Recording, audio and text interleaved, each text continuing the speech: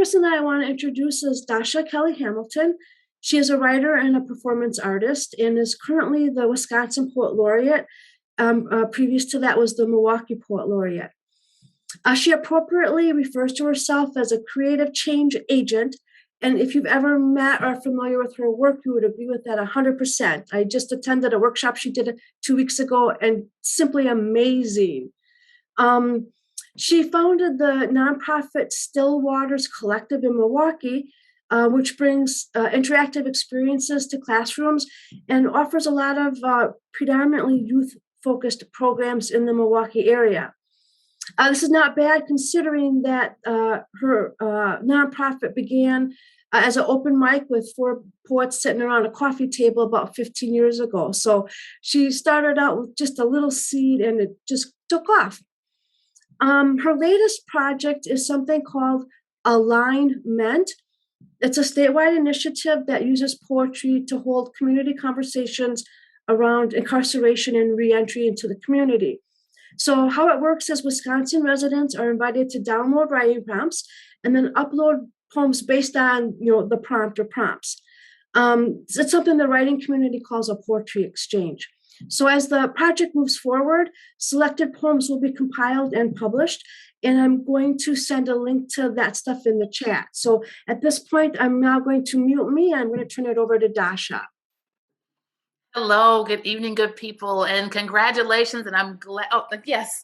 And I'm excited that all of us can be here, albeit virtually. We're still gathered together. And I want to start off with a piece that's definitely going to lead into what the opportunity is before all of us. It's called Creatives. The fathers have been wrong. Neither wits nor years have been wasted, loosely spent perhaps, scattered and prayed over. Rejoice the harvest. Turns out the mothers were right about rainy days, though, about positioning barrels, about dreams plummeting and evaporating. Curse the drought. Never mind the second cousins, supervisors, in-laws, pew mates, classmates, the warm-hearted ex, unconvinced and unimpressed, ever concerned under the breath.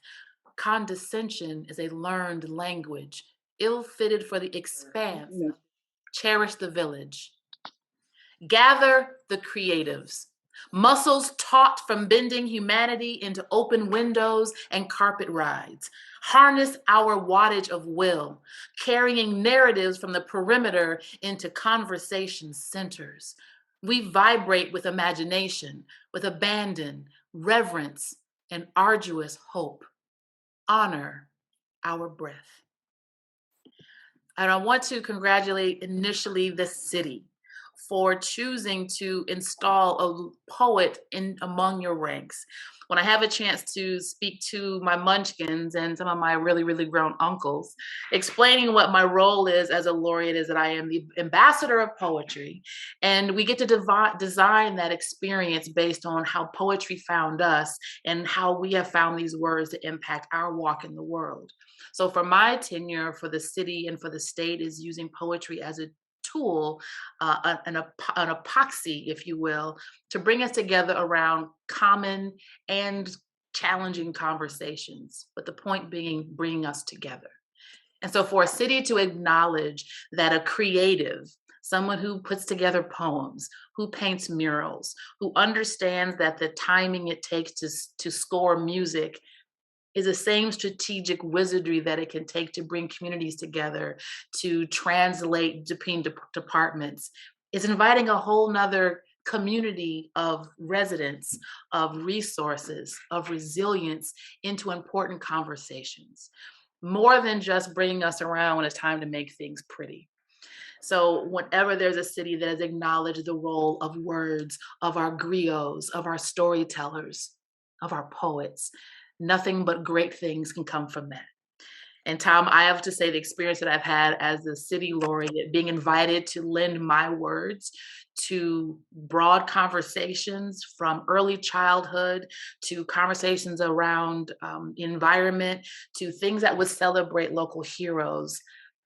They don't know that they need us until they need us, Tom. So having you in position to figure out how you can translate your walk, I tell every class I've ever taught, that there's always someone who needs to hear you say your words in front of others. Sometimes they just needed to see you. They needed to see someone like you. They needed to hear exactly what you had to say.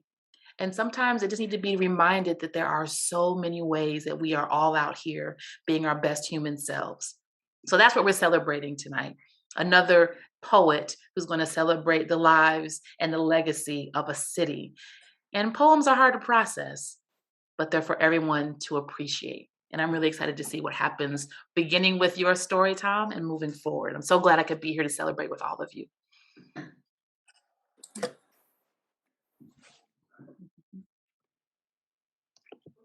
Thank you, Dasha. So our next speaker is going to be Lori Palmeri. She's been Oshkosh's mayor since 2009 and is in fact the Oshkosh's first female mayor. Previous to that, she was a common council member. Mayor Palmeri was part of a poetry group when she lived in the Appleton area, and she's going to talk briefly on what prompted her to pursue the creation of a city poet laureate position. So take it away, Lori. Yes, good evening, everyone, and thank you so much for coming and attending here. This is so exciting for me to welcome Tom as our inaugural Poet Laureate. And I guess a number of people have asked me what inspired me to start this program. And you must have been reading my mind, Dasha, because I have in my notes to talk about how I was a little bit lost in the early 2000s and then found by the grace of an eclectic poetry group in the Fox Valley.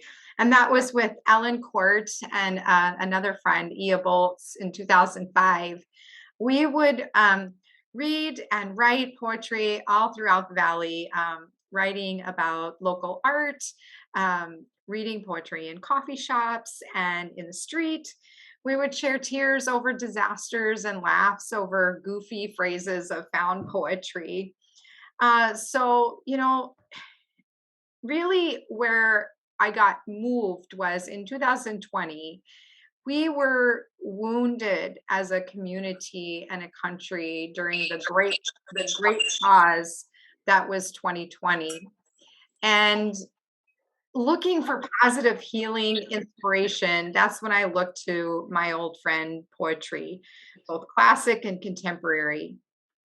And then in January 2021, poetry found me again through Amanda Gorman's The Hill We Climb.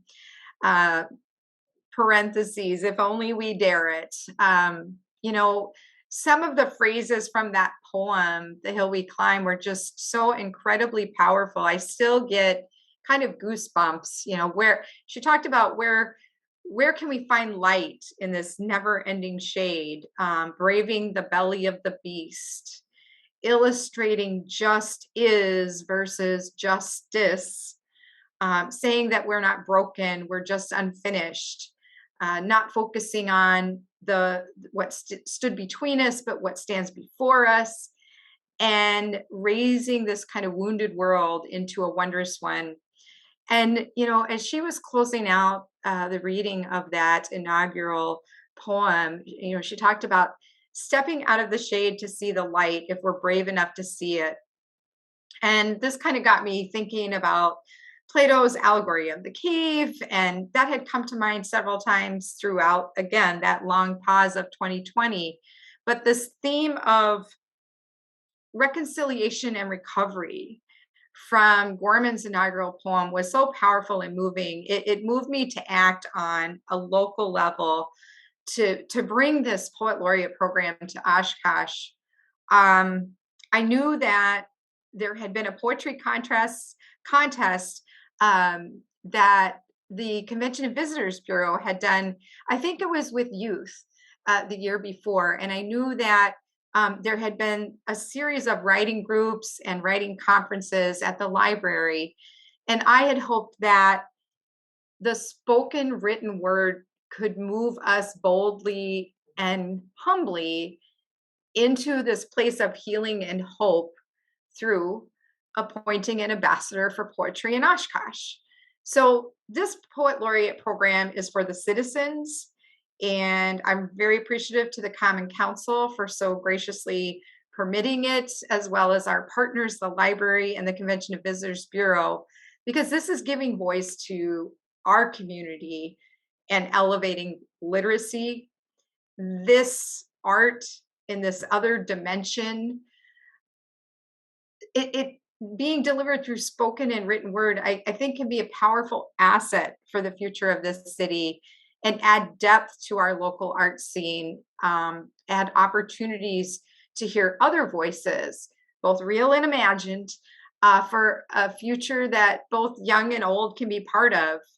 And we did this press release when we announced the Poet Laureate program to let folks know that the Oshkosh Poet Laureate project serves as that leading voice for poetry in the Oshkosh community, promoting it through publication, performance, education, workshops, digital, social media. And the goal is just to highlight the importance of literacy and share those values that spark creativity and foster artistic expression. And I love the phrase that somebody came up with in that press release about carrying that poetry carries us to the frontiers of our imaginations and helps us articulate this shared vision of the future, weaving old and new cultures together, resulting in this resilient community tapestry. I'm not going to take up too much time here. I just have one final thing that I wanted to share tonight, and that's just a passage from one of my favorite poets, Gabriel Garcia Marquez, a Colombian writer. This comes from Love in the Time of Cholera. He says, he allowed himself to be swayed by his conviction that human beings are not born once and for all on the day their mothers give birth to them, but that life obliges them over and over again to give birth to themselves. And I'll just kind of leave you with that this evening. Welcome so much, Tom. I'm so grateful for everyone here tonight. And Tom, I know that this kind of carries a little bit of a heavy burden here to be the first, but you are the right person for this at the right time. So thank you.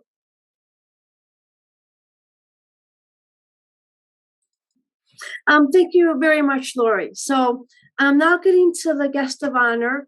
Tom and I have been friends for many years. He's a founding member of the Oshkosh Area Writers Club, which started, I don't know, we keep debating 16 or 18 years ago.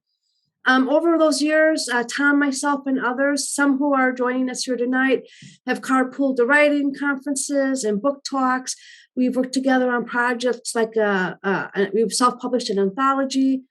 Some of the writing programs you saw at the library, Lori, were led by Tom, and National Novel Writing Month events, and we've just and other things that we've cooked up over the years. So have some very Tom is a very good partner to work with, and we have a lot of fun.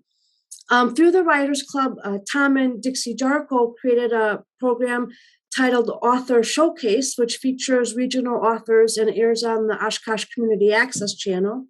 New episodes of that should be airing in the spring. In addition, Tom belongs to two other writing groups, and no, I am not jealous. He's led writing workshops in the community, including the library. He also assists with the annual Lake Fly Writers Conference, which is a statewide conference that is held every May at the Oshkosh Convention Center.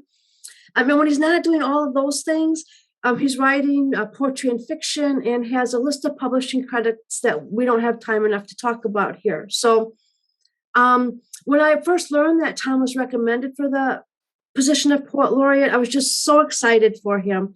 And it's my honor to introduce you to him tonight. So please show some jazz hands for Tom. Make sure I'm, okay. Thank you, Ruth. Thank you for all you do for the writing community.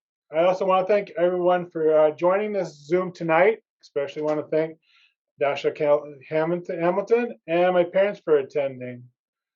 There are many people I'd like to thank for this opportunity, but since I dislike watching people thank other people I don't know, I'm not going to do that to you guys. I will, however, do so over and over again in other forums. For example, on the Facebook page Oshkosh Poet Laureate, there's too much divisiveness on Facebook, but there's also pockets of positivity, and I'd like to foster one. I consider the position of Poet Laureate to be a voice for all of us that believe in the importance of poetry. I need your help in fostering artistic expression.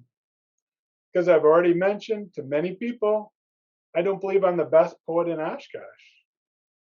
And I wasn't even the best poet on this Zoom tonight. So just to give myself self-esteem a boost, I put myself third behind Dasha and Lewis Clark. And now I realize Jeffrey is also a poet, so I guess I'm gonna put myself fourth, but that's okay. Like anyone that writes poetry, I am best at communicating by writing and expecting that to be a closed loop conversation. I have something to say, I write it down, you read it, close the loop. But speaking publicly, like now and at the open mics, is a true dialogue. And so I'm inviting you to and asking you to help me by joining in the conversation on social media. And by absolutely inviting me to your organization to speak or to put on a workshop. By sharing and creating poetry, we can foster common ground between people with different views. Now, I promise to be a great fit for the job of Poet Laureate, yet I'm still working out on how to create a warm, inviting community. Full disclosure, I once put together a collection of poems I called The Poems of the Pessimist. I am, however, optimistic about people writing poetry and then finding an audience for it. Okay? Well, speaking of an audience, I do not like to be long-winded. However, as long as I have you here, I want to explain my belief that we can make the world a better place through poetry. I remember riding with my parents to go to my cousin's funeral. My mom sat in the back and she wrote a poem about Robbie. She had these strong emotions about his death that comes from a strong love for her family. She wanted to convey those feelings about the loss. Because poems are beautiful, she was able to share her feelings in a beautiful way while letting my aunt and uncle know they were not alone in their grief. Writing and reading and getting poetry from somebody brings us together. Right now, we are in a difficult time, and we wonder how we're going to move forward. I believe we do that by writing poetry. We know through science that when we are stressed out, we think bad things and we make bad choices. In a bad situation, we may be only able to access anger. However, I believe that writing a poem, all right, anything, but as Poet Laureate, I have to focus on poetry. Writing that helps a person process through what they're going through. It's cathartic. You get the emotional release of expressing yourself, while also allowing you to choose what and when to share what is on your mind.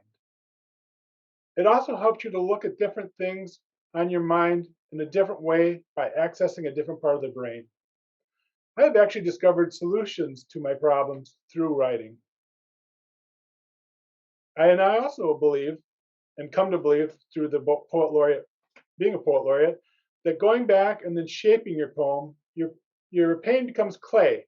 And as you shape it into something beautiful, you take away its power. Now, the poem you write does not have to be about problems. In our busy world, it's kind of hard for us to talk about how we want life to be different, how we want it better. So instead, we post a snarky meme about it. But it can also be difficult to talk about happy things as well. By writing a poem about something good in your life, that's an opportunity for gratitude. And studies have shown that people that express gratitude are happier. So whether it is a person, a walk in the woods, or your life as a whole, trying to describe it provides you time to savor it. And that act of savoring is another habit of happy people. All these things, savoring, gratitude, just being creative, makes us happier. And I believe if we can get to a good spot mentally, then I believe we can stop being angry and then that will allow us to come together. So I see my main role here as showing how poetry has made my own life better, specifically to do so by sharing my poems. Tonight, I want to read my first published poem. It was published in the Wisconsin Poet Calendar way back in 1999. That goal of getting into that publication spurred my imagination to recollect my important memories, and it actually sent me back to a time sent me back to my childhood, and I lived there for a while, so I can match what was in my head with what I wanted to put on the paper. It was a wonderful place to be. So here it is. My small Wisconsin life. You have forgotten dusty roads, dogs flop down under the pine tree, cats loitering on the milkhouse step, dad out plowing, mom simmering supper before second shift. After school chores, throwing hay from the mow, busting bales open in the manger, scraping the floor, then enduring the cold crunch of lime as you showered the cement. Dad opening the door to let Donna, Lulabelle, Becky, and the rest rush in with steamy breaths. Too often you neglected Dad's stories as he put on his hand on a cow's back and shoop, shoop, shoop, shoop, he had a milker on. Standing in the doorway with him, watching the evening sky, zigzagging 3 milkers across the aisle as the cows stared at the walls and waited their turn. WGN fading out on the AM radio. Too faded are the memories, so different was your life. Driving tractor, watching the ground roll by and daydreaming. Haying season, the baler, a 3-piece band setting the beat, loading the creaking wagon boat as it navigated the alfalfa sea. Returning atop the rustling cargo of bales. Your kids will never have a small Wisconsin life. Run through a cornfield, race a bike down a worn cow path, then explore a cow-trampled woods. Feed a newborn calf, build a hay fort, run on sun-cured hayfields, having dad always a walk away. Thank you for coming tonight, and thank you for making poetry a priority.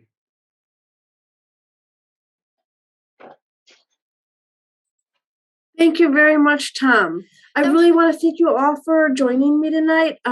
As Tom knows, I am full of gratitude always, and I really appreciate that you decided to spend a Thursday night here with us instead of watching football. So thank you very much. Bye. Right. Oops. Enjoy the rest of your evening. Thank you. Thank you.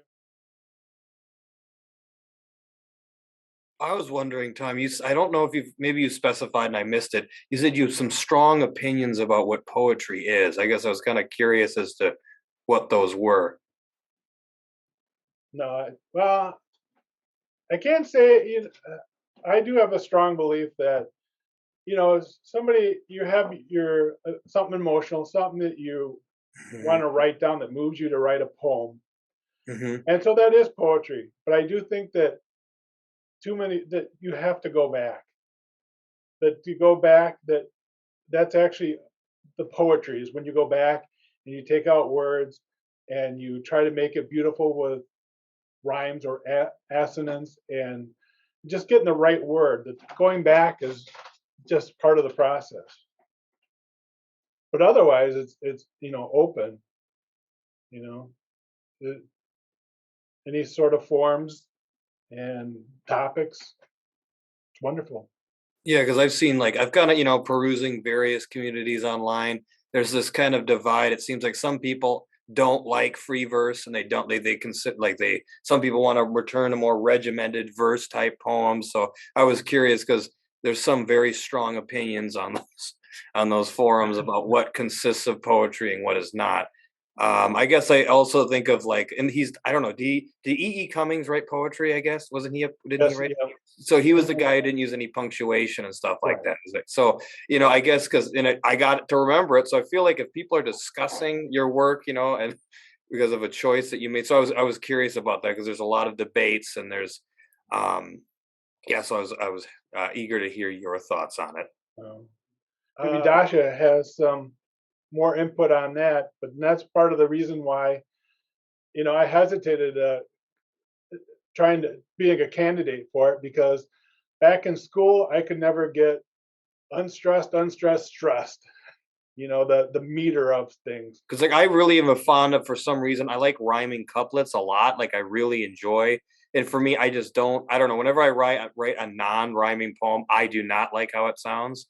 But I guess I'm just used to maybe like those I don't know, shows I watch. That technique is used in maybe games or something I've played. So I've gotten used to that sing-songy aspect of it. But yeah, Dash, you wanted to add anything about that kind of debate? Maybe your thoughts are probably similar to what Tom has already said. Yeah, very much so. I came very late to understand that the things I'd been writing all along were always poems. But because we are introduced to poetry for the most part through the canon, through form, through understanding couplets and sonnets and how to build these puzzles, that is a world. And then, but for that world of form to be exclusive of the 98% of all the other poems that happen is excluding so many stories and so many different types of verse. And for me, I was returned to poetry, being able to go to open mics like Tom was suggesting and hearing people read their words. And when you're listening to poetry, you're not taking in the form the same way. Not that you couldn't hear a pantun when you hear it, but you're really listening to the language. You're listening to the point of the story. You're listening to what this person has deemed a poem. And then that takes poetry out of the ivory towers. It takes it out of the conversation of academia. It takes it from something that belonged to everyone, language, and removes the elitism of form and academia and the 25 poets that we were all told only counted as poets and poems to that. So there's something to appreciate about learning the form. And just like jazz music, you have to know the rules to break them to make great music. So understanding how to leverage the forms, but telling the stories in ways that may be unconventional, you still wrote a poem. So I agree with Tom. It's been a lot of my energy of across the board in all types of writing, but especially with poems, removing people from the idea that it has to rhyme or that it has to have a particular form for it to count. My goodness, poems come from the soul. Everything from your soul counts. So that's the school of thought I come from. And I think Patrick's probably talking about how, wonderful, good. Mm-hmm. But the debate is still live. He's right about that. There was a debate about stage poets versus page poets. I mean, the fact that you can stand and deliver a spoken word poem, somehow that's not a poem anymore. And over the years, seeing so many slam poets, for example, who are now in the academy, you're state poet laureates.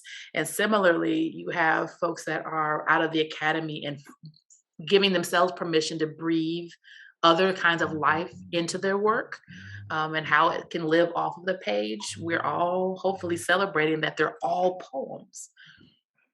Yeah, and I have very, very few rhyme poems, but I think that A, rhyming is fun, and B, it makes it more accessible, right? People can see the rhyme. They know it's more accessible because it's a poem because it rhymes. And Lewis Clark was on here earlier, and all his poems rhyme, and I really enjoy his work. Yeah, no, I just because I think I guess it's just maybe it's a small sample size I saw, but it seems like a very, it's already difficult to get, certain art forms appreciated. Then when you have the community itself that is divided and gatekeeping parts of it of itself from each other, then it's always going to be, it makes a even more difficult battle. Gatekeeping is a perfect word. That was a great discussion. Thank you all. Thanks everybody for coming.